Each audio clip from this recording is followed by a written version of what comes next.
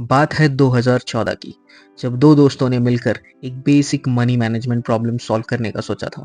But आज 2024 में उनकी कंपनी यूनिकॉर्न की लिस्ट में ऐड हो चुकी है। इंडिया में सभी ऑनलाइन लोन ऐप्स को पीछे छोड़कर मनीव्यू बन गए इंडिया का लेटेस्ट यूनिकॉर्न। हाँ, हम बात कर रहे हैं मनीव्यू की, जिन्होंने सितंबर 2024 को यूनिकॉर्न की लिस्ट में अपना नाम ऐड कर लिया है। मनीव्यू यहाँ तक पहुँचा कैसे? आज के इस वीडियो में हम यही जानने वाले हैं। So welcome to product artist. आप सब अच्छे होंगे, मुझे पता है। चलो शुरू करते हैं।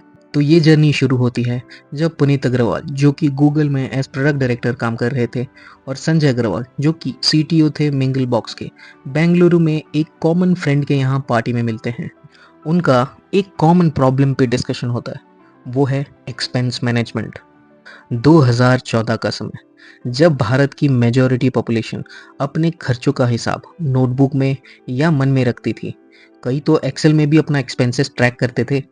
बस इसी प्रॉब्लम पे कई बार डिस्कशन करने के बाद दोनों ने 2014 में मनीव्यू ऐप को लॉन्च किया, जो कि आपके फाइनेंसेस को सिंप्लीफाई करता था।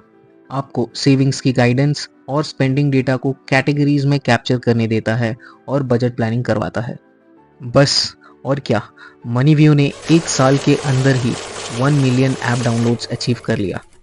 बट मनीव्यू एक फाइनेंस मैनेजमेंट ऐप था जिसमें रेवेन्यू ग्रोथ उतनी हो नहीं पा रही थी। तभी आया एक सवेरा।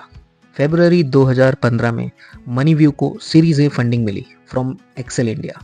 उसके बाद काफ़ी बोर्ड मीटिंग्स एंड डिस्कशंस के बाद एक डिसीजन पर सब आए कि करंट बिजनेस मॉडल से मनीव्यू बड़ा नहीं हो सकता और उनको नया बिजनेस मॉडल ढूंढना पड़ेगा। अब मेडिकल एक्सपेंसेस हो या एजुकेशन लोन या शादी का खर्चा, इन सब के लिए पैसे चाहिए। बट इंडिया में लोन लेना इतना कॉम्प्लिकेटेड था कि लोग अपना काम काज छोड़कर सिर्फ बैंक के चक्कर लगाते थे। फाइनेंशियल लिटरेसी की कमी और ट्रांसपेरेंसी की प्रॉब्लम ने इस गैप को और बढ़ा दिया था। इंडिया में टॉप 10-20% को ही फॉर्मल बैंकिंग से लोन अप्रूव हो पाता था, वो भी कई चक्कर के बाद, और रेस्ट जनता को कोई लोन नहीं मिल पाता था। और लोन्स लेने का प्रोसेस, अरे मत पूछो, वीक्स लग जाते थे पेपर वर्क के चक्कर में। उसी समय पर सिमिलर प्रॉब्लम को सॉल्व करने के लिए कई कंपनीज खुल रही थी, like Money Tap, Lending Kart, Faircent, जो कि डिजिटल लेंडिंग के डोमेन में अलग अलग अप्रोच से और अलग अलग कस्टमर सेगमेंट को लेके चालू हो रही थी। बस और क्या, जैसे ही मार्केट गैप दिखा और मार्केट में कॉम्पिटिटर्स आए तो एक बिजनेस मॉडल दिखा विथ वैलिडेशन। बस पुनीत, संजय एंड बोट्स ने इंस्टेंट पर्सनल लोन पे पिवट किया 2016 में। उन्होंने लोन लेना काफ़ी सिंपल कर दिया। कहीं बैंक में जाने की ज़रूरत नहीं, बस फ़ोन में ऐप डाउनलोड करो और मिनटों में eligibility and loan amount check करो, अप्लाई करो, एंड अप्रूव होते ही 24 घंटे में पैसे आपके बैंक अकाउंट में। क्या बात है।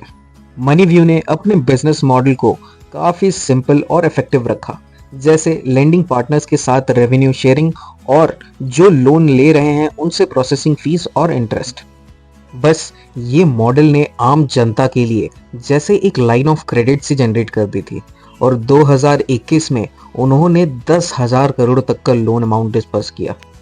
85% ऑफ टोटल रेवेन्यू मनीव्यू का revenue sharing and processing fees से आता है और बाकी आता है इंटरेस्ट से।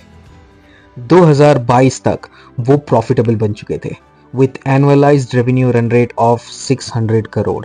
और उनके ये ग्रोथ एंड प्रॉफिट का सबसे बड़ा रीज़न था उनका रोबस्ट रिस्क मैनेजमेंट कैपेबिलिटीज़ और platform supporting multiple regional languages.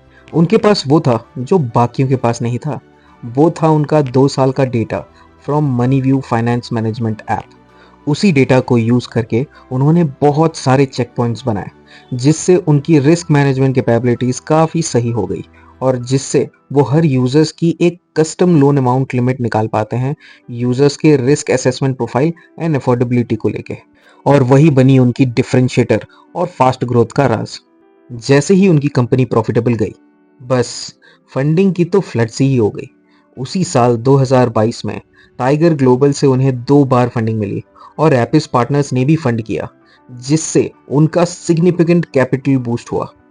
जब कंपनी के पास इतना कैपिटल आया तो उन्होंने और पीछे मुड़ के देखा ही नहीं, बस वो लग गए कंपनी को स्केल करने में इंडिया में, लेफ्ट राइट और सेंटर। और उन्होंने और भी फाइनेंशियल प्रोडक्ट्स ऐड करना चालू कर दिया, जैसे कि क्रेडिट कार्ड्स, बाय नाउ पे लेटर फीचर। 2023 में उन्होंने 2.6x स्केल एक्सपेंशन किया और स्पेक्टेकुलर 27x प्रॉफिट इंक्रीज हुआ। पर मनीव्यू वहां नहीं रुका। वो अपने फाइनेंशियल ऑफरिंग्स को और डाइवर्सिफाई करने में लग गया और होम लोन्स अगेंस्ट प्रॉपर्टी चालू कर दिया। उन्होंने B2B जैसे कि एम्प्लॉय बेनिफिट्स के डोमेन में भी काफ़ी स्ट्रेटेजिकली अपने फाइनेंशियल प्रोडक्ट ऑफरिंग्स को बढ़ाने की प्लान बनाई। बस इसी ग्रोथ एंड थॉट की वजह से सितंबर 12, 2024 को मनीव्यू ने फ्रेश फंडिंग रेज की, approximately 38.64 crore from existing investors, Accel India and Nexus Venture Partners से।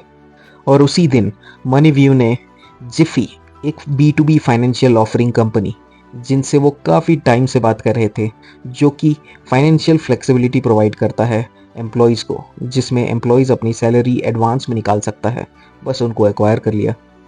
फंड रेज हुई, कंपनी एक्वायर किया और कुछ इसी तरह से मनीव्यू सितंबर 2024 में यूनिकॉर्न बन गया विद कंपनी वैल्यूएशन 1.2 बिलियन $। जब कंपनी की वैल्यूएशन 1 बिलियन $, टच करती है, वो यूनिकॉर्न के लिस्ट में ऐड हो जाता है। बस ये थी मनीव्यू की कहानी, एक ऐसे स्टार्टअप की जो फाइनेंशियल केओस को क्लैरिटी में बदलने निकला था और आज एक यूनिकॉर्न बन चुका है। इसने ना सिर्फ अपनी सर्विसेज से करोड़ों हिंदुस्तानियों की जिंदगी बदली, बल्कि एक बात भी क्लियर कर दी, इंडिया में अगर इनोवेशन और डेडिकेशन हो तो कोई भी सपना छोटा नहीं होता। अब सवाल उठता है, क्या मनीव्यू का फ्यूचर और ज़्यादा ब्राइट होगा? क्या ये अगले 5 सालों में एक ग्लोबल फिनटेक लीडर बन सकता है? सोचने वाली बात है। आपका क्या कहना है? कमेंट्स में ज़रूर बताएं। और हाँ, अगर आपको ऐसे और एंगेजिंग बिजनेस केस स्टडीज पसंद हैं तो वीडियो को लाइक करें, चैनल को सब्सक्राइब करें और बेल आइकन दबाना मत भूलिए।